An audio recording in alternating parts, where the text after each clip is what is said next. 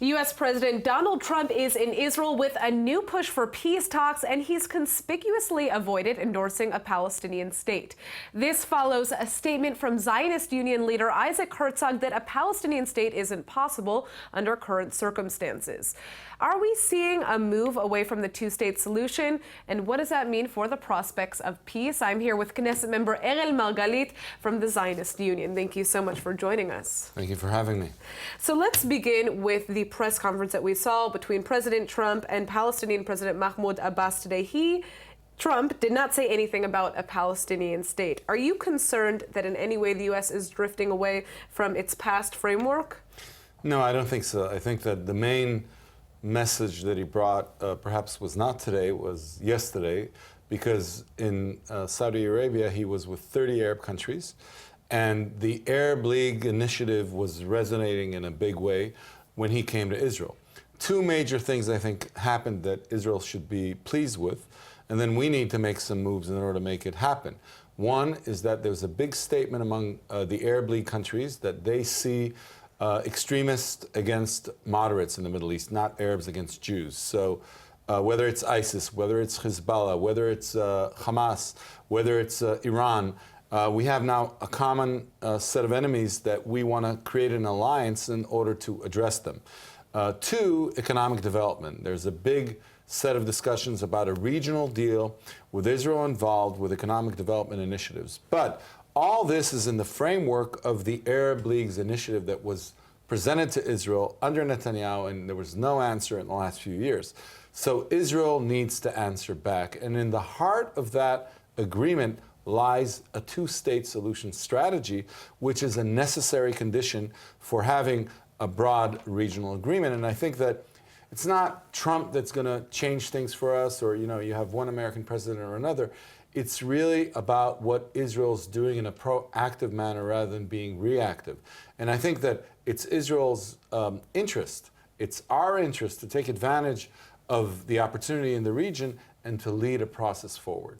Now, what is your take on the new Palestinian economic incentives that we've seen Trump recently release in the last week? Well, all this is good. I mean, creating jobs is good. I'm working on a variety of initiatives that we're working on together with the Palestinians, whether it's an industrial park near Jenin and Gilboa, or whether it's a new phase of Atarot in Jerusalem, or whether it's a project on the Jordan, including the Jordanians, Israelis, and the Palestinians. But all these economic development initiatives are great to improve the atmosphere. We need a political initiative that complements that and makes all of this a much broader set of things. The fact that the Arab League is ready, the fact that it's calling our enemies its enemies, it's an opportunity that doesn't always come back. So it's now the time to take this two-state solution strategy along the way that Israel wants, not along the way that other people want, and to put it with a security border under Jordan, with 3 settlement blocks that you can swap land for, with a creative agreement on the refugee issues, especially when they can be maybe reconstructed in the respective countries, and perhaps with a creative suggestion in Jerusalem. Now, will Trump be the man to help orchestrate this happen? I don't think so. I think that Trump doesn't get into too many details, but I think that the Arab League is very insistent on a few things, and Israel needs to answer. We don't agree, whether you're on the right or left in Israel, we don't agree to all their proposals, but they created a framework that shows not only what Israel has to give up, what Israel could receive on a regional level for an agreement with the Palestinians. And I think that's the opportunity we need to take advantage of.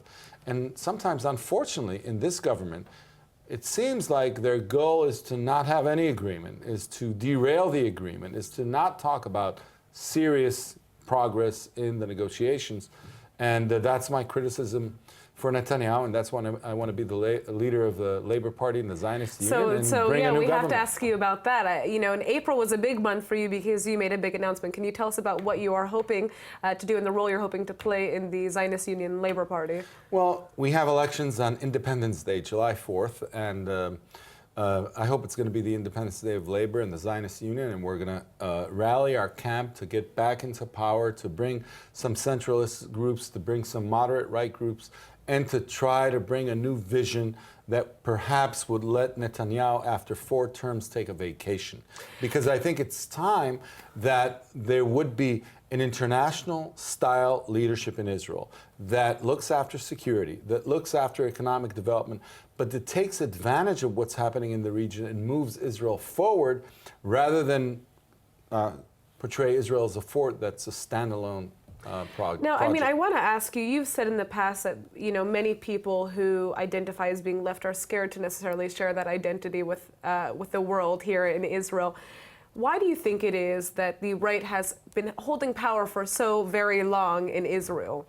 Well, I don't know. You know, you heard Bitan from the right say, and anybody who's been the chief of staff or the head of the Mossad or the head of the Shabak drank something in the water and became left. Anybody who's been involved in real security understand that we need to use force when we need to, but we also need to have a strategy that uses our brains as well as statespeople. And so I think that, you know, Rabin's way, Ben-Gurion's way, they came from the big left camp, the labor movement, center-left, and I think it's time that we come back in a big way. And sometimes when they call When you say that, does that mean changing the Labour Party and making it become more left? No, I think that it's taking the values of pioneering, of going to the new frontier, of creating something new in the Galilee and the Negev, of taking Israel as a proactive role in terms of getting an agreement in the region, together with security on one hand, but reaching our hands for economic development on the other side.